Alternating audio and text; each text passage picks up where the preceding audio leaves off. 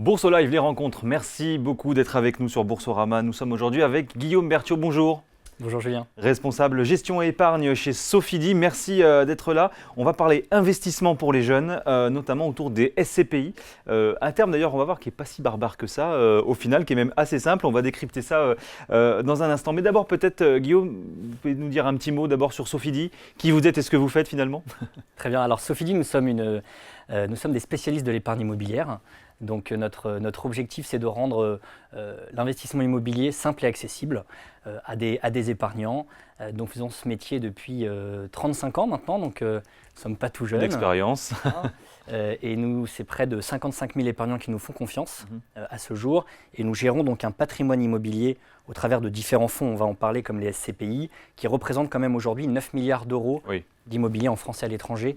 Donc voilà, il y a un peu de travail derrière. Effectivement. Et finalement, c'est vous qui concevez les produits que vous proposez ou vous introduisez finalement dans des dispositifs qui existent déjà, comme effectivement les CPI ou l'assurance vie ou d'autres? Alors non, nous avons la spécificité chez Sofidy de tout faire nous-mêmes. Donc des épargnants nous confient leur argent en investissant dans nos fonds, des SCPI, ça peut également être des sociétés civiles immobilières qu'on peut retrouver dans l'assurance vie. Et donc ensuite, notre travail avec cet argent, ça va être d'acheter des immeubles dans différents secteurs de l'immobilier, mais c'est que le début du travail, puisque derrière, il faut les gérer et puis parfois les vendre aussi au bout d'un certain temps. Donc tout ça est fait par à peu près 220 collaborateurs chez Sofidy. Et chez Sofidy, en l'occurrence, comment ils sont distribués vos produits justement? Vous les distribuez vous-même ou vous passez par des plateformes comme celle de Boursorama aujourd'hui? Alors, il y a plusieurs canaux de distribution. Le principal aujourd'hui, c'est un réseau de conseillers en gestion de patrimoine qui nous ont fait confiance depuis un certain nombre d'années, mais également les banques. Boursorama en fait partie, notamment au travers récemment de la société civile immobilière dans les contrats d'assurance vie. Voilà, donc on nous retrouve chez des assureurs. Donc c'est quand même très accessible par différents canaux. On va en parler, mais ce qui m'intéressait aussi, c'était quand même d'avoir un peu le regard de vos clients. Qu'est-ce qu'ils attendent finalement aujourd'hui, vos clients? Et est-ce que finalement, avec aussi ces années un peu perturbées, plus incertaines, est-ce que leurs demandes aujourd'hui, elles ont changé? Qu'est-ce qu'ils vous disent finalement? Alors, je pense qu'il y a besoin de plus de transparence, de simplicité. Et que ce soit… de compréhension des mécanismes aussi. De compréhension des mécanismes, accessible, simple. Ça, c'est vraiment un mot qui revient souvent. Donc, il faut… dans le parcours de souscription, par exemple, je rappelle que par exemple, des SCPI, pour les acheter, on ne passe pas par un notaire. C'est beaucoup plus simple, on a un bulletin de souscription. Donc, on tâche de rendre les choses, encore une fois, l'investissement immobilier le plus simple et le plus accessible possible. Mais effectivement, ça veut dire aussi que d'une certaine manière, pour vous, il y a eu un travail d'évolution, de transparence, alors en tout cas d'explication, de pédagogie nouvelle, supplémentaire que vous avez dû mener ces derniers mois, ces dernières années? Oui, alors les SCPI, le marché s'est quand même beaucoup démocratisé ces dernières années, donc beaucoup d'acteurs participent maintenant à donner de la pédagogie, mais c'est le rôle à la fois des sociétés de gestion comme Sofidy d'être très clair dans sa communication qu'elle fait directement aux épargnants, mais également aux distributeurs et aux partenaires, d'être bien informés pour expliquer au mieux comment fonctionnent nos investissements en immobilier. Bon, 55 000 épargnants qui vous font confiance, mais il y a aussi des investisseurs privés qui veulent parfois y aller par eux-mêmes. Quand on regarde l'environnement macroéconomique aujourd'hui, qu'est-ce qu'on se dit? Ils ont de quoi être perturbés, un petit peu désorientés. Vous comprenez ça aussi d'une certaine manière aujourd'hui? Qu'est-ce que vous avez envie de leur dire? D'aller un peu vous voir? D'aller déjà de s'y intéresser. Puisque la première chose avec l'épargne, on épargne en vue de réaliser un projet. Donc on parle de choses sérieuses, des projets de vie. C'est-à-dire que épargner, finalement, c'est anticiper, préparer le financement d'un projet futur, acheter sa résidence principale, préparer sa retraite. Parfois, c'est plus ou moins défini, mais on le fait avec un objectif précis. Donc, c'est de s'intéresser très tôt à son épargne. Plus on est jeune, alors on n'a peut-être pas beaucoup à mettre au départ, parce que quand on commence dans la vie active, c'est pas le moment dans sa carrière où on est le plus avancé, mais néanmoins, c'est pas une question de montant, c'est une question de se donner les bonnes habitudes dès le départ. Et si on se force à faire un peu d'épargne sans forcément avoir un gros capital de départ, c'est une bonne chose. Donc déjà, c'est de s'y intéresser, et puis ensuite, c'est de se faire conseiller. On a les banquiers traditionnels, c'est la porte d'entrée naturelle. Pour autant, ce ne sont pas les seuls, il y a également les conseillers en gestion de patrimoine. Bien sûr. Ça, on vise aussi à démystifier un petit peu ça. Non, on n'a pas besoin d'avoir beaucoup d'argent pour aller voir un conseiller en gestion de patrimoine. Et puis les plateformes, maintenant sur Internet aussi. Mais le plus important, le mot d'ordre, c'est quel que soit le canal, finalement, c'est de trouver du conseil quand même un peu derrière. Oui, et d'avoir effectivement des bons conseils. Alors, on va espérer que vous allez nous en donner quelques-uns de bons conseils aujourd'hui, Guillaume, parce qu'on va parler dans un instant effectivement du produit SCPI en tant que tel, mais d'abord un petit mot, j'avais envie d'avoir aussi votre regard sur la notion de constitution de patrimoine. On s'adresse là notamment sur celui-ci principalement plutôt aux jeunes actifs. Finalement, pourquoi est-ce que l'on a intérêt, parce que c'est un peu le discours que vous portez, pourquoi est-ce que l'on a intérêt finalement de se constituer un patrimoine, j'allais dire presque finalement le plus tôt possible? Parce que le meilleur allié dans la constitution d'un patrimoine, c'est le temps. Ouais. C'est plus on s'y prend tôt, plus on a des chances de se constituer un patrimoine confortable et donc d'assurer ses projets et la pérennité de ses projets. Bien sûr. Donc on peut se retrouver dans deux situations quand on épargne. Soit on a un capital important et donc on va l'investir. Soit, et quand on est jeune, on est plutôt dans ce cas de figure-là, on n'a pas forcément un capital important à investir, mais on a une capacité d'épargne. Et donc là, encore une fois, le plus tôt possible, c'est le mieux de se dire, je peux, dans mon budget, allouer 100 €, 200 €, quelque part, peu importe le montant, à des investissements. Et donc là, j'ai plusieurs manières de le faire, notamment au travers de la SCPI, mais de l'assurance vie ou autre, c'est je fais de l'épargne régulière, programmée, dans des produits d'investissement.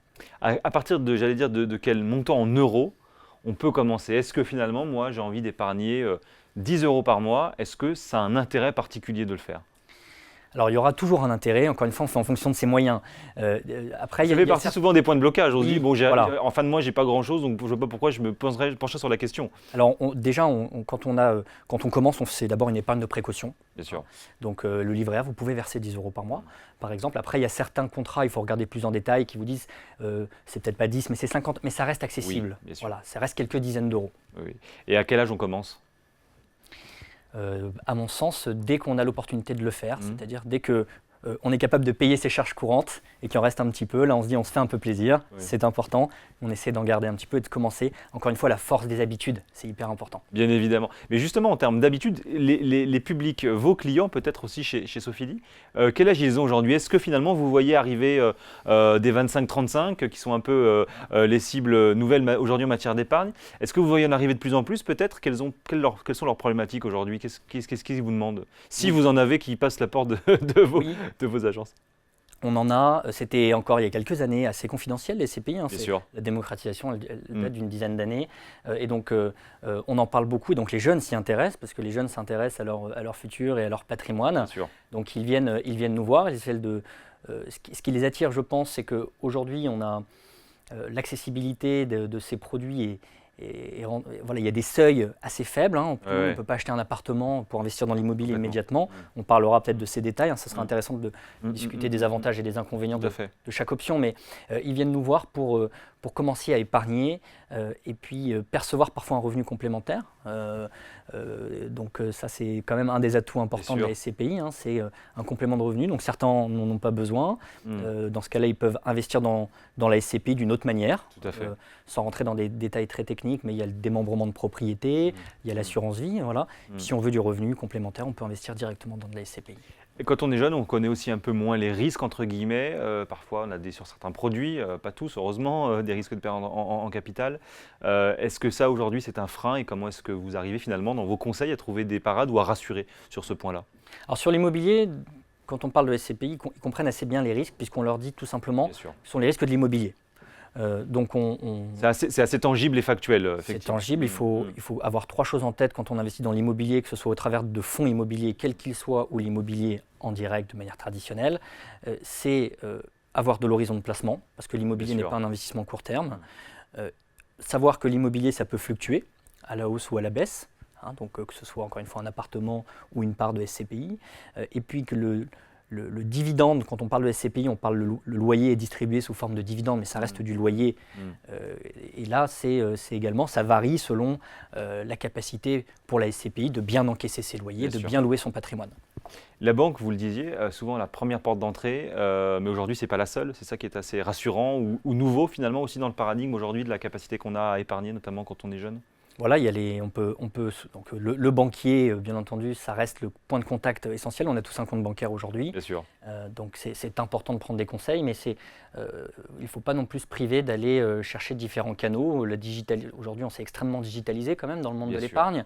Je ne suis pas très vieux, mais il y a encore quelques années, je les ai connus. On avait beaucoup de feuillets à faire remplir, à signer. Bon, maintenant, on digitalise. Et ça, c'est très important aujourd'hui, notamment pour la jeune génération qui commence à investir. Donc, oui, qui veut avoir une application et qui veut suivre ça quasi quotidiennement. On peut suivre, on donne des accès en ligne, on limite le papier un maximum et ça, on sait qu'on y est tous extrêmement sensibles aujourd'hui. Tout à fait, effectivement. Alors, les SCPI, on va y revenir peut-être dans le détail et dans le décryptage du mécanisme dans un instant. D'abord, peut-être pour refaire un premier panorama complet, finalement, aujourd'hui, toujours dans cette logique, quand on est jeune, quand on veut investir, se créer un patrimoine, aujourd'hui, quelles options finalement on a de manière générale, si on devait les catégoriser très rapidement en quelques grandes familles d'une certaine manière? Alors, effectivement, on a plusieurs manières d'épargner, plusieurs produits d'investissement. On les choisit en fonction, encore une fois, de son projet et de son horizon de placement et de son appétence au risque. Donc, les SCPI, vu qu'on en parle, pour démarrer, c'est aujourd'hui plus d'1 million quand même de Français qui détiennent des parts de SCPI, donc ça s'est vraiment installé dans les mœurs. Néanmoins, il y a des grands incontournables également, que sont l'assurance vie, que sont les plans d'épargne en action, les comptes titres, et puis je le rappelle quand même, le premier socle, l'épargne bancaire traditionnelle, un livret A, un bon livret, avec un peu d'argent de côté si jamais. Ça, c'est le matelas, c'est la réserve. Parce qu'encore une fois, quand on investit dans les autres placements que je viens de citer, il faut le faire avec de l'horizon de placement, au risque d'être déçu. Donc effectivement, les livrets. Un petit mot peut-être très rapide quand même, mais votre réaction aussi sur les marchés et sur les marchés, sur les actions. On nous dit beaucoup la bourse est très haute, donc ça n'a pas d'intérêt fondamental aujourd'hui d'y investir. Est-ce qu'effectivement, c'est le conseil un peu aujourd'hui que vous donnez, vous redirigez peut-être vos épargnants, vous aujourd'hui, vers d'autres produits, notamment sur l'immobilier? Alors la bourse, c'est personne, on n'a pas rencontré l'oracle encore aujourd'hui et on n'a pas de boule de cristal, donc c'est compliqué effectivement, on l'analyse plutôt par des signaux économiques en ce moment qui nous laissent dire que on parle de récession peut-être, où on connaît le contexte, inflation, etc. Donc les actions, je ne sais pas si c'est le meilleur moment d'y rentrer ou pas, mais ce que je sais, c'est que la meilleure manière de rentrer sur ce type de placement, c'est d'y aller dans la durée. Tout à fait. Et de manière, encore une fois, progressive. Et donc, on en revient à cette capacité d'épargne régulière. Et si on épargne régulièrement sur ces supports-là, généralement, on limite les risques de rentrer à un moment de marché qui n'est pas… Voilà. Mais c'est sûr qu'il y a d'autres alternatives aujourd'hui. On parle des actions, mais les obligations refont un peu surface, puisque les taux d'intérêt… il y a quand même un avantage derrière, on le voit dans le livret A, on le voit dans les fonds en euros, dans les obligations, on retrouve un peu de gain par ces supports. Alors justement, dans l'immobilier, quand on a envie de se constituer un patrimoine, on a effectivement différentes formules, vous l'expliquez à l'instant. Acheter effectivement soi-même, et peut-être qu'on pourra y revenir, mais donc il y a aussi effectivement ces SCPI. On en parle effectivement beaucoup depuis le début de cet entretien. Est-ce que vous pouvez peut-être simplement nous réexpliquer basiquement, facilement, simplement, ce qu'est une SCPI, d'ailleurs ce que ça veut dire, et comment ça fonctionne? Oui. Alors on va déjà expliquer ce que c'est que cet acronyme SCPI. C'est une société civile de placement immobilier. C'est un fonds qui investit dans l'immobilier, qui est géré par une société de gestion comme Sofidy, et dont un épargnant, un investisseur, qu'on va appeler un associé, peut acheter des parts. Et donc quand il achète des parts d'une SCPI, l'argent qu'il confie rentre dans la SCPI et c'est ensuite la société de gestion qui prend le relais et qui s'occupe de tout de A à Z. Donc c'est vraiment la version la plus déléguée de l'investissement immobilier. Vous ne vous occupez de rien. Les dividendes, donc la société de gestion investit cet argent, gère le patrimoine, collecte les loyers auprès des locataires et le redistribue aux associés de manière trimestrielle. Donc on n'a pas de risque d'être appelé un matin pour dire attention, il y a des réparations à assurer sur le patrimoine. Une société de gestion s'occupe de tout. C'est ça, effectivement. Et donc pour être très concret, et vous l'expliquiez d'ailleurs au début, vous achetez vous-même d'une certaine manière de l'immobilier, mais ce n'est pas moi, mais moi si je souscris dans une SCPI, je ne vais pas forcément avoir une part de cet ensemble immobilier. Je vais avoir effectivement une espèce de composition de différents parc immobilier que vous aurez acheté d'une certaine manière. Voilà, en fait, tous les associés sont traités de manière égalitaire. Donc, si vous, Julien, vous rentrez demain dans une SCPI et que moi, j'y suis déjà, on aura au prorata de notre investissement des parts dans le fonds, mais on recevra le même dividende. Et en fait, on a une petite propriété, c'est une copropriété, une société civile de placement immobilier. On aura, à hauteur de notre investissement, un dividende qui nous sera servi, mais on sera servi de la même manière. On aura le même rendement à la fin de l'année, proportionnellement à notre investissement. Est-ce qu'on sait ce qu'on achète aujourd'hui? Quand on achète une part de SCPI, est-ce Oui. qu'on sait est-ce que je peux aller voir finalement le ou les bâtiments dans lesquels sont effectivement les SCPI? Oui, alors vous pouvez, Julien, ça va vous demander un peu de temps, puisque on en a plusieurs milliers, mais alors oui, on en revient à un élément très important qui est la transparence, et c'est, je pense, quelque chose sur lesquelles on est très sensible aujourd'hui. C'est un des placements les plus transparents, puisque vous recevez énormément d'informations, tout est publié, vous recevez des rapports trimestriels, des rapports annuels, et si on ouvre un bulletin trimestriel d'une SCPI qui est accessible, vous allez sur sophidi.com, toute la documentation est en ligne, pas besoin d'être associé d'ailleurs, et donc là, vous allez savoir qu'est-ce qui a été acheté, vous allez avoir des photos, qu'est-ce qui a été loué, qu'est-ce qu'on a vendu, est-ce qu'on a fait des plus-values quand on a vendu, est-ce qu'on a fait... Donc c'est extrêmement clair, et dans le rapport annuel qui fait quand même plusieurs dizaines de pages, vous avez le détail de tous les comptes de la SCPI. Donc c'est extrêmement transparent, ça permet, quand on sait qu'on est 55 000 épargnants qui font confiance au placement Sophidi, vous dites que derrière, il y a quand même des gens qui regardent, et c'est quelque part assez rassurant. Complètement. La question de l'apport, effectivement, admettons, j'ai que 25 ans, à 10 ans près, j'ai pas d'apport, est-ce que finalement je peux malgré tout quand même acheter une part de SCPI ou des parts de SCPI? Oui, alors les SCPI sont accessibles selon les fonds, mais à partir il y a un minimum de parts mais qui représentent quelques centaines ou quelques milliers d'euros.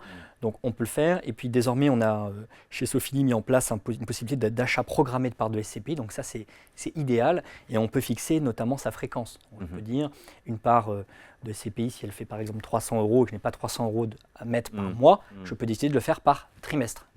Donc on a cette fréquence-là. Et puis on a également la possibilité de faire ça au travers d'un contrat d'assurance vie dans des supports immobiliers. Tout contrat d'assurance vie aussi propose de verser régulièrement.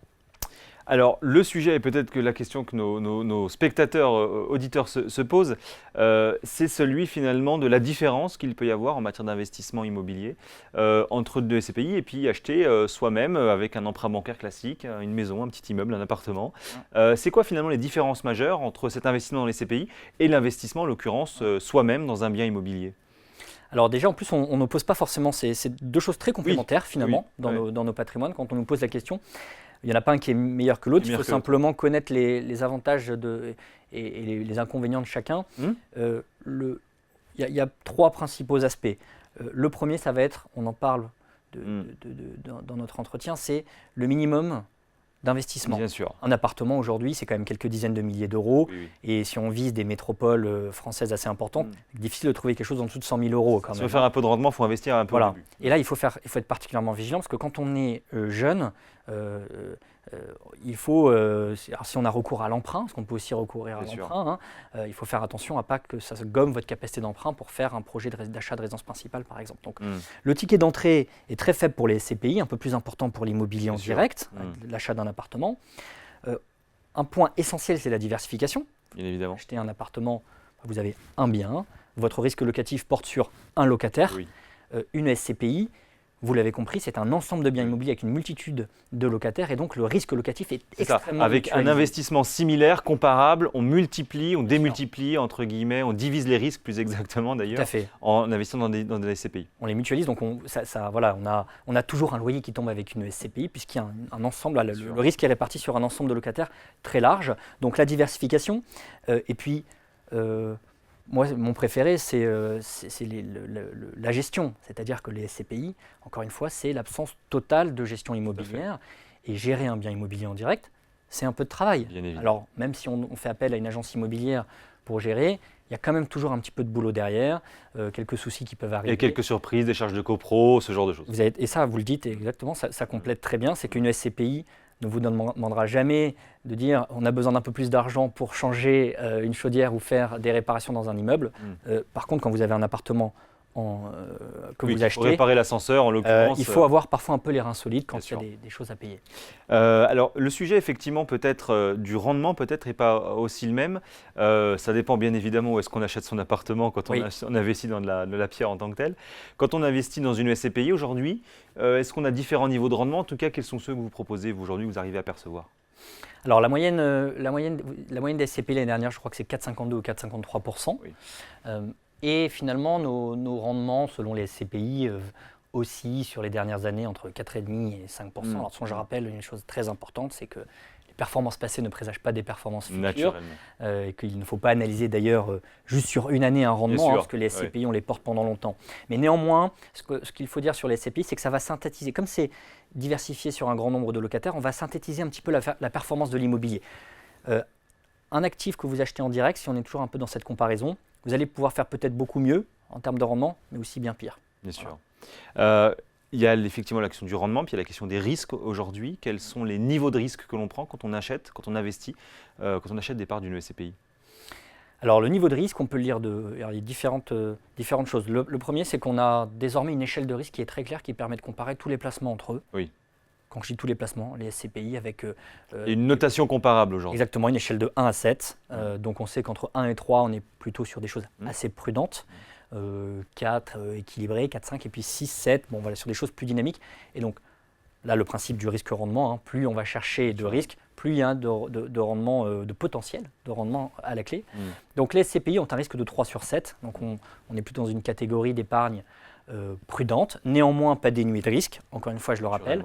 Le dividende n'est pas garanti, le capital investi n'est pas garanti, mais avec une gestion précise, sélective, des bons investissements, on tâche de pérenniser le capital de nos… Mais justement sur ce risque, en l'occurrence, risque de rendement ou moyen ou absent effectivement, risque de perte en capital effectivement, est-ce qu'en plus de ça, dans la mesure où il y a derrière effectivement un actif très tangible avec parfois, on le disait, des frais, des réparations, ce genre de choses, est-ce qu'on peut en plus de ça, dans la mesure où je suis associé d'une SCPI et donc un peu copropriétaire, me demander de l'argent, si malgré tout il faut quand même réparer l'ascenseur? Non, vous êtes tranquille là-dessus. C'est Sophie qui met ça sur ses épaules, ça se passe comment? Non, c'est une bonne question. C'est pas Sophie. On prévoit des réserves justement pour assurer les entretiens du patrimoine de telle manière à ne pas être obligé de venir chercher auprès des associés. C'est pas possible, de toute manière, je rassure tout de suite. Non, il y a des provisions qui sont faites par les SCPI pour permettre d'assurer les travaux, le renouvellement. C'est très important. Il y a des normes aujourd'hui environnementales et là aussi, on a une démarche très forte sur l'investissement socialement responsable. Naturellement. Et on tâche de faire évoluer très régulièrement notre patrimoine. Bon, comment est-ce que je peux souscrire des parts de SCPI si on a convaincu, si vous avez convaincu nos auditeurs, comment est-ce qu'ils font aujourd'hui? Alors, ils prennent contact avec leur conseil habituel s'ils en ont un. Et puis, surtout, ils se renseignent. Ils peuvent déjà, encore une fois, prendre pas mal d'informations par eux-mêmes. Bien sûr. Alors, attention, Internet donne beaucoup d'infos. Enfin, voilà, il y a beaucoup d'informations contradictoires sur Internet qui peuvent parfois… Mais allez sur le site de Sofidy, on a vraiment beaucoup de documentation pédagogique qui est très bien fait. Donc, c'est s'intéresser déjà par soi-même. Et puis derrière, ne pas hésiter à aller chercher auprès de son banquier, auprès de son conseiller, des informations. Et c'est ne pas y aller… peut-être, sauf si on est très averti, mais c'est important parce qu'il y a différentes manières, on n'aura pas le temps de les aborder, mais il y a différentes manières d'investir dans la SCPI. Donc, un conseil va vous permettre de déterminer vraiment par rapport à votre projet d'épargne quelle est la meilleure maniure, la meilleure façon d'investir. En fonction de son profil, on a effectivement différentes capacités et méthodes d'investissement. Bon, normalement, on vous a à peu près brossé le portrait globalement. Moi, j'ai quand même envie de vous entendre parce qu'il nous reste quelques petites minutes. On parlait effectivement en début de cette interview de ces capacités qu'on a finalement de se constituer un patrimoine, mais de se faire accompagner effectivement, ce qui est le plus important. Et le conseil, effectivement, il nous éclaire aussi finalement un peu sur les scénarios macroéconomiques aujourd'hui. Comment est-ce que vous regardez finalement un peu à la lumière de ce qu'on s'est dit? Quels sont vos scénarios chez Sofidy justement en matière de croissance, en matière de développement qui permettent aussi de nous guider, de nous orienter dans nos choix d'investissement dans les 6 prochains mois par exemple, sur la fin de l'année? L'immobilier est une matière de long terme. Bien sûr. Donc, on est confiant dans la durée. On est d'autant plus confiant qu'on fait ce métier depuis un certain temps. Donc, on a connu différents scénarios, voilà, l'immobilier a des cycles, comme n'importe quelle typologie d'investissement. Donc, si on a en tête qu'on est sur du long terme, qu'on prend… qu'on a bien compris dans quoi on s'engageait. Voilà, l'environnement, pour moi, il est bon et il faut continuer d'avoir confiance dans les capacités des sociétés de gestion comme Sofidy de créer de la valeur sur le long terme grâce à l'immobilier. Oui. Ça, c'est effectivement important. Et malgré tout, quels peuvent être là, les facteurs d'influence? Qu'est-ce qu'on surveille, nous, en tant qu'investisseurs particuliers, que vous regardez encore plus que nous? En ce moment, il y a une chose assez simple, c'est l'inflation qu'on regarde. L'inflation, ça a un effet plutôt positif sur l'immobilier, puisque les baux qui sont noués avec nos locataires sont en grande partie indexés à l'inflation. Bien sûr. Et donc, qui dit inflation dit, on l'espère, mais ça peut se traduire par une augmentation du dividende pour nos associés, puisqu'on va pouvoir au fur et à mesure, ça ne se fait pas du jour au lendemain, mais au fur et à mesure, on va renouveler nos baux, ou quand on fait des nouvelles acquisitions, on va être en capacité d'augmenter un peu le loyer. Donc ça, c'est plutôt quelque chose d'assez favorable. Alors ensuite, il y a l'inflation a changé les politiques monétaires, et donc, les taux d'intérêt ont été augmentés pour essayer de lutter un peu contre cette inflation.